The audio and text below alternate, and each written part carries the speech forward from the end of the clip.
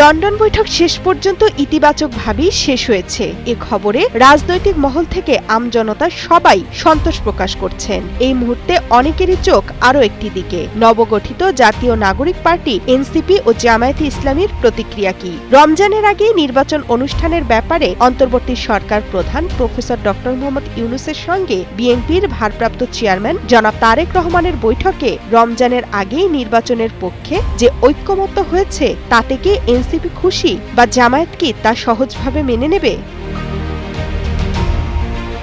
London বৈঠককে ইতিবাচকভাবে দেখলেও হতাশা প্রকাশ করেছেন জাতীয় নাগরিক পার্টি এনসিপির নেতারা, আর এই হতাশা ব্যক্ত হয়েছে তাদের ফেসবুক স্ট্যাটাসে। এক্ষেত্রে সার্জিস আলম, হাসনাত আব্দুল্লাহ ও নাসির উদ্দিন পাটোয়ারি প্রায় একই রকম ফেসবুক পোস্ট দিয়েছেন।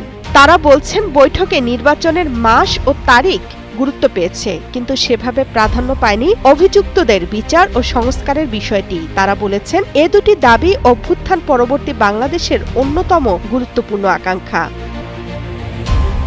এনসিপি নেতাদের স্ট্যাটাসে বলা হয়, বর্তমান সরকার শুধুমাত্র নির্বাচন দেওয়ার জন্য তত্ত্বাবধায়ক সরকারের কোনো রূপ নয়, বরং একটি অভ্যুত্থানের উপর দাঁড়িয়ে, দেশের মানুষের অসংখ্য ত্যাগের উপর দাঁড়িয়ে জনগণের আশা আকাঙ্ক্ষার কাছে দায়বদ্ধ একটি অন্তর্বর্তী সরকার।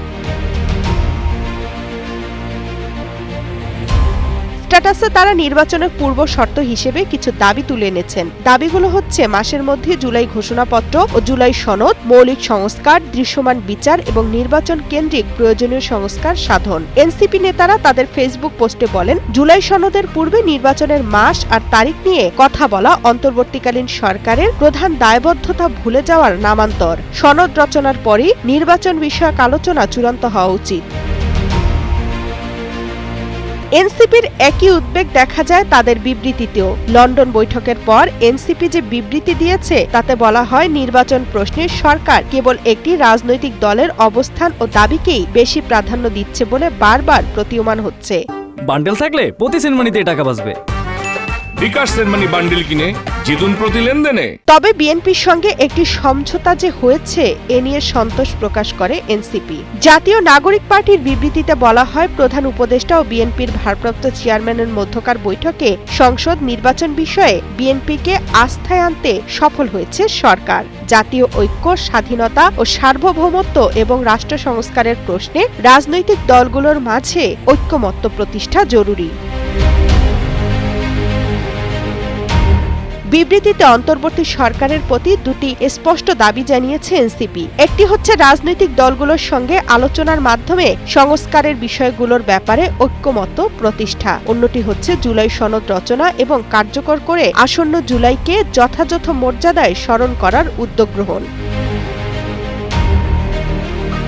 সাধারণ মানুষের কৌতূহল আছে লন্ডন বৈঠকোত্তর জামায়াতে ইসলামীর অবস্থান নিয়েও। বৈঠককে মোটামুটি ইতিবাচকভাবে দেখলেও এখনো আনুষ্ঠানিক প্রতিক্রিয়া দেয়নি দলটি। বিষয়টি নিয়ে দলীয় বৈঠক করে প্রতিক্রিয়া জানানো হবে বলে জানিয়েছেন জামায়াতের নায়েবে আমির সৈয়দ আব্দুল্লাহ মোহাম্মদ তাহের। এদিকে জামায়াতের কোনো নেতা বৈঠক নিয়ে একরকম হতাশাই ব্যক্ত করেছেন। জামায়াতের এক শীর্ষ নেতা গণমাধ্যমকে বলেছেন, শুধু বিএনপির সঙ্গে আলোচনা করে নির্বাচনের সিদ্ধান্ত নিয়ে অন্য দলগুলোকে রাজনৈতিকভাবে অবমূল্যায়ন ও ঝুঁকিতে ফেলা হয়েছে। ওই নেতা আরও বলেন, সর্বদলীয় আলোচনার মাধ্যমে নির্বাচনের সময়সীমা নির্ধারণ করা উচিত ছিল। এদিকে ড মোহাম্মদ ইউনূস ও তারেক রহমানের বৈঠককে ইতিবাচকভাবেই দেখছে ইসলামী আন্দোলন ও গণতন্ত্র মঞ্চের নেতারা। সব আশঙ্কার অবসান ঘটিয়ে গণতান্ত্রিক উত্তরণের পথে লন্ডন বৈঠক একটি মাইলফলক, এমনই মন্তব্য করেছেন 12 দলীয় জোটের শীর্ষ নেতারা। লন্ডন বৈঠকে স্বভাবতই খুশি বাংলাদেশ জাতীয়তাবাদী দল বিএনপি। ড মোহাম্মদ ইউনূস ও বিএনপির ভারপ্রাপ্ত চেয়ারম্যান তারেক রহমানের মধ্যকার বৈঠকটি সফল হয়েছে এমন মন্তব্য করেছেন দলটির মহাসচিব মির্জা ফখরুল ইসলাম আলমগীর। তিনি বলেন, সব অনিশ্চয়তা কাটিয়ে জাতিকে সামনে এগিয়ে যাওয়ার স্বপ্ন দেখিয়েছেন দুই নেতা। লন্ডনে বৈঠক সফল হওয়ার মাধ্যমে তারেক রহমান তার রাষ্ট্রনায়কোচিত গুণ প্রমাণ করেছেন।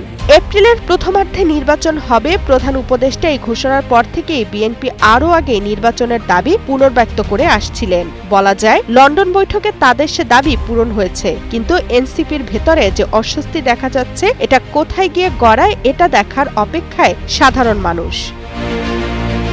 তামান্না তাহসিন খান, কালের কণ্ঠ।